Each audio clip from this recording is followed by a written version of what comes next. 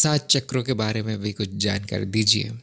तो दुर्गेश, यदि आपने बाकी वीडियो देखे होंगे तो अभी अभी तक आपको जानकारी हो गई होगी।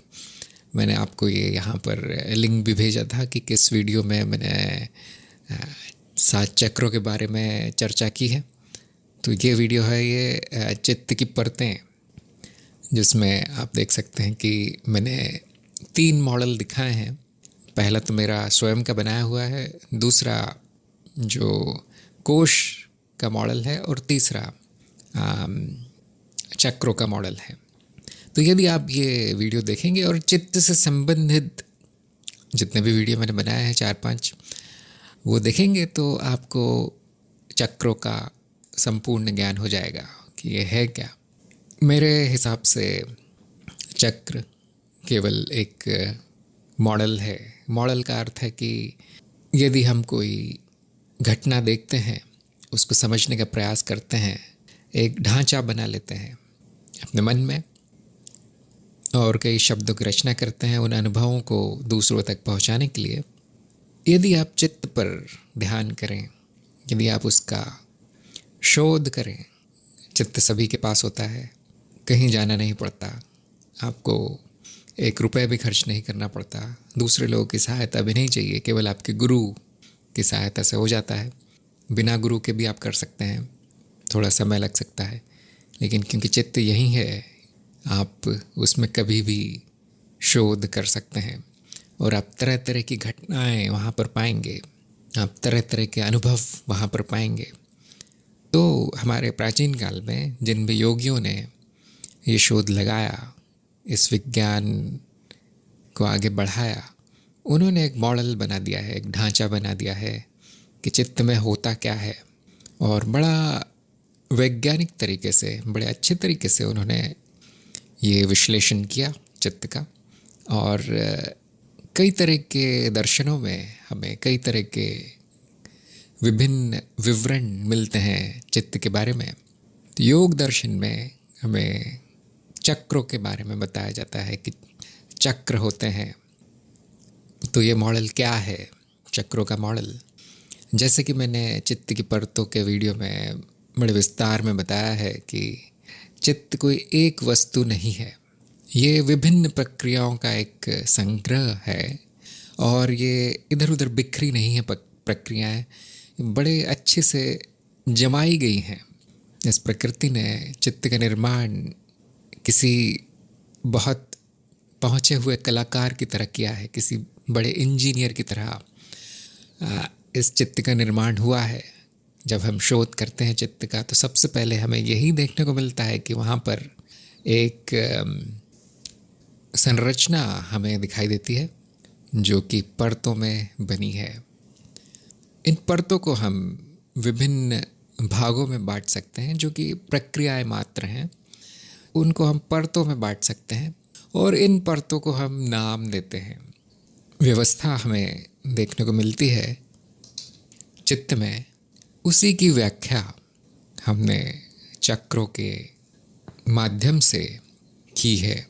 मैंने स्वयं थोड़ा बहुत चित्त का अध्ययन किया है और मुझे भी यही दिखा है कि ये कोई एक वस्तु नहीं है, इसमें तरह तरह की प्रक्रियाएं चलती रहती हैं, तरह तरह के अनुभव होते रहते हैं, और इनको एक वैज्ञानिक ढंग से कई विभागों में हम बांट सकते हैं। और क्योंकि उनकी रचना एक दूसरे से संबंधित है, क्योंकि ये सारे विभाग एक दूसरे से संबंधित है, जैसे एक सरकारी ऑफिस में आप देखेंगे कि विभाग एक के ऊपर एक होते हैं, एक रचना होती है, एक अनुक्रम होता है, व्यवस्था होती है।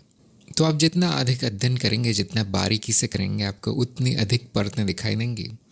लेकिन जो एक सरल आम जनता के लिए जो मॉडल बनाया गया था योग में, उसमें केवल 7 परतें बताई गई हैं, 7 मुख्य परतें बताई गई हैं और उनको चक्र कहा गया है।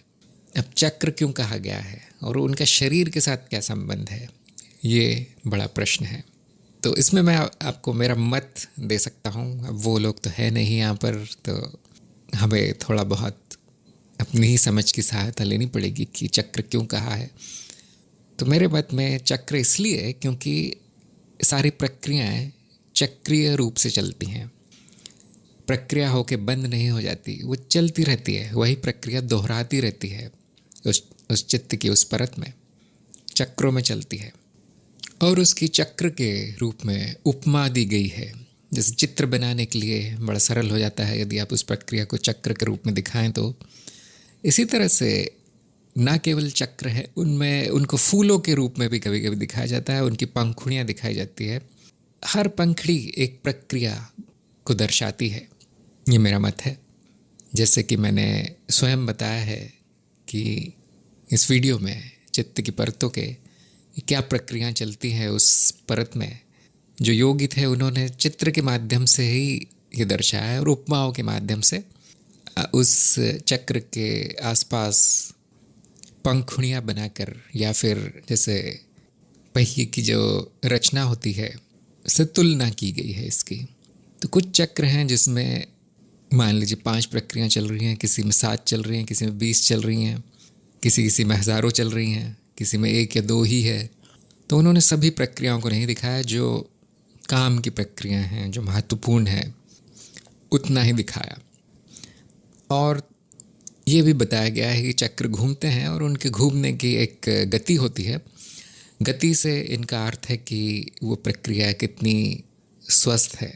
यदि वो चक्र घूम नहीं रहा है, फंस गया है, जड़ हो गया है, इसका अर्थ है वो उस चित्त में वो प्रक्रियाएं सही ढंग से चल नहीं रही।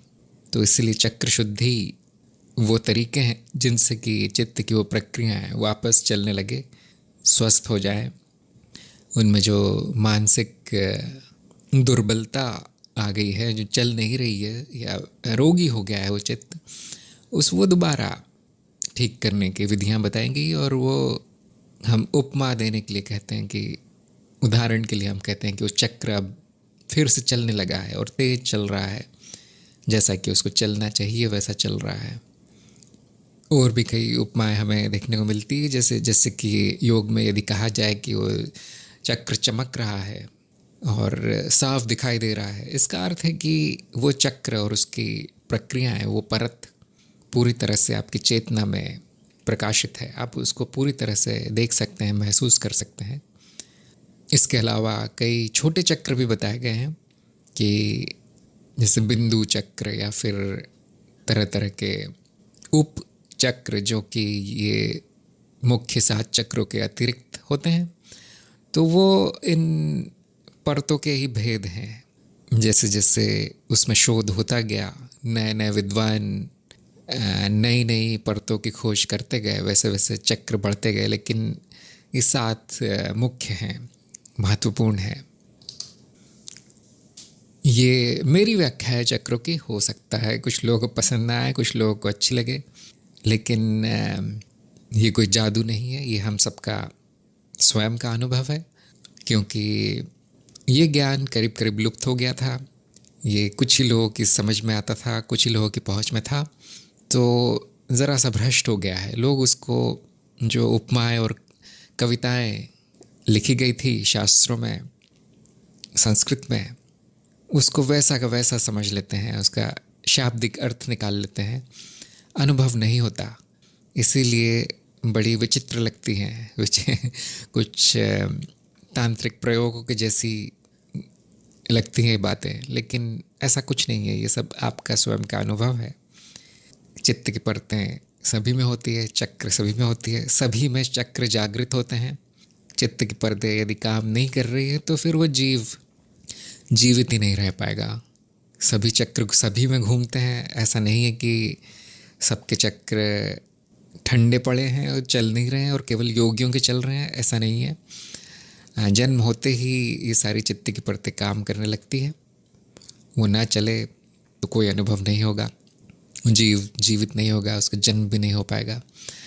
योगियों में ये परतें बहुत अधिक शुद्ध होती हैं, क्योंकि उनकी साधना उनको शुद्ध कर देती है और चेतना के प्रकाश में होती है। इसीलिए कहा जाता है, इसलिए ये उपमा दी जाती है कि उनके चक्र बड़े तेज घूम रहे हैं और प्रकाशित हैं। तो मेरा तो काम है कि इस विचित्र ज्ञान को आम जनता के सामने लाना और उनके अनुभव में लाना। इसीलिए मैं इस तरह की व्याख्या करता हूँ। और मैंने ये स्वयं देखे हैं, चक्र होते हैं, चक्र केवल चित्त की परतें हैं। अब बड़ा सवाल ये है कि शरीर में क्यों उसके स्थान बताए गए हैं। तो मैंने इसमें थोड़ा बहुत अध्ययन किया है योग का, और मैं अपने अनुभव से आपको बता सकता हूँ कि शरीर में चक्र नहीं होते। शरीर स्वयं एक चक्र है, शरीर स्वयं एक परत है चित्त की। शरीर बड़ी स्थूल परत है और बड़ी जटिल परत है। शरीर में भी कई भाग होते हैं, जैसे कि आप जानते होंगे, कई प्रणालियाँ होती है, और उसके ऊपर फिर मन शुरू होता है, बुद्धि और ये सारी परतें होती हैं, भावनाओं की परतें और तरह तरह की परतें जो मैंने बताई हैं। तो चक्र शरीर में नहीं होते, ऐसा मेरा मानना है। शरीर में केवल चक्रों के क्षेत्र होते हैं।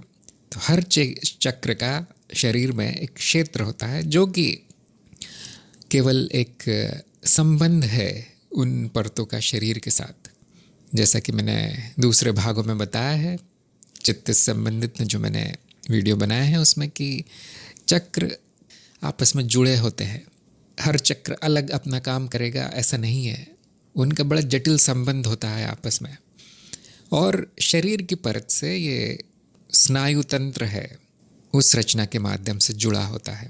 सारी परतें शरीर की परत से भी जुड़ी हैं, वो आपस में भी जुड़ी हैं, लेकिन वो बड़ा कठिन हो जाएगा उनके सारे संबंध दिखाना। लेकिन शरीर से भी जुड़ा है, और आप इसको स्वयं के अनुभव से भी देख सकते हैं। जैसे मान लीजिए आपकी जो भावनाओं की परत है, या योग की दृष्टि से देखा जाए तो अनाहत चक्र है, उसमें उसका काम ही है भावनाओं की वृत्ति को चलाना, और उसमें जितनी पंखुड़ियाँ होंगी उतनी तरह की प्रक्रियाएं उस चक्र में, उस परत में चल रही होंगी, और आप तुरंत देख सकते हैं कि उन भावनाओं का शरीर पर प्रभाव पड़ता है। जैसे क्रोध है तो तुरंत आपके शरीर में उसका प्रभाव दिखाई देगा। तापमान बढ़ जाता है शरीर का, कांपने लगता है शरीर, लाल हो जाता है, खून दौड़ने लगता है शरीर में, और मांसपेशियाँ ऐसे कस जाती हैं, आंखें इधर उधर गति करती हैं। तो ऐसा कैसे संभव है कि जो चित्त की प्रक्रिया है, जो क्रोध है, जो किसी स्मृति से या किसी और स्थिति के द्वारा पैदा हुआ है, वो शरीर को कैसे प्रभावित कर सकता है। इस प्रश्न का उत्तर यही है कि शरीर भी एक परत है चित्त की, जो चित्त से ही जुड़ी है। शरीर में कुछ भी भौतिक नहीं है। ये जो शरीर है वो अभौतिक है, और क्योंकि हमारे इंद्रियों के क्षमता के अंदर है, इसीलिए ये भौतिक दिखाई देता है। क्योंकि ये जुड़ा है अनाहत चक्र से, तो उसका तुरंत प्रभाव शरीर पर भी दिखाई देता है। तो हर तरह के चक्र का एक केंद्र है जो स्नायु तंत्र से, शरीर से जुड़ा हुआ है, शरीर की परत से जुड़ा है। इसको हम उस चक्र का क्षेत्र कहते हैं। जैसे सहस्रार का क्षेत्र आपका सिर का ऊपरी भाग है, आज्ञा का क्षेत्र माथा है, विशुद्धि का क्षेत्र कंठ है, और ऐसे सभी जो आपको पता ही होंगे 7 क्षेत्र हैं। और यदि आप और गहरे जाना चाहें तो बीच की परतों के भी क्षेत्र हैं, दिखाई देंगे आपको। और अच्छी बात यह है कि ये केवल सिद्धांत नहीं है, केवल किताबों में लिखी हुई चीज़ नहीं है, लेकिन इसका सीधा अनुभव, अप्रोक्ष अनुभव भी संभव है। आप एक जगह बैठकर या किसी योगी के अंतर्गत ये साधना कर सकते हैं, किसी गुरु के साथ ये साधना कर सकते हैं, और 7 चक्र के अनुभव शरीर में देख सकते हैं। किस तरह से ये चक्र शरीर के जो क्षेत्र हैं उस पर क्या प्रभाव डालते हैं, ये आप तुरंत देख सकते हैं। तो मेरे अनुभव के अनुसार केवल शारीरिक प्रभाव नहीं है चक्रों के, मानसिक प्रभाव भी है, और मानसिक प्रभाव अधिक तेज होते हैं। जैसा कि जिन्होंने भी चक्र साधना की है वो जानते ही होंगे। तो कुछ लोगों को, कुछ बिरले लोग हैं, कुछ विशेष लोग हैं, विशेष योग्यताओं वाले लोग, उनको ये जो चित्त की परतें हैं, चक्र है, वो उनकी दिव्य दृष्टि से दिख जाते हैं। इसका अर्थ ये नहीं कि वो चक्र शरीर में दिखेंगे, उनको उसका भान हो जाता है, उसका आभास हो जाता है। लेकिन जिनको नहीं दिखाई देते ऐसा नहीं है कि उनको कोई ज्ञान नहीं हो सकता। केवल बड़ी चमत्कारी दृष्टि चाहिए तभी चक्र दिखेंगे, ऐसा नहीं है। सबको ज्ञान हो सकता है। आपको बैठकर केवल अध्ययन करना है चित्त में क्या चल रहा है, और जैसा पुस्तकों में बताया गया है, शास्त्रों में या फिर योगियों ने, गुरु ने जैसी जानकारी दी है, आपको उससे मिलाना है कि हाँ, ये इसका इस चक्र में ये प्रक्रिया चलती है मेरे चित्त में, और इस चक्र का ये क्षेत्र है। और आपको ये भी देखना है कि वो प्रक्रियाएं सही ढंग से चल रही हैं, स्वस्थ रूप से चल रही हैं, या फिर कुछ कमी है, या कुछ चक्र अति शक्तिशाली हो गए हैं, हमेशा चलते रहते हैं और बाकी चक्रों के ऊपर प्रभाव डालते हैं, क्योंकि ये सब आपस में जुड़ा है।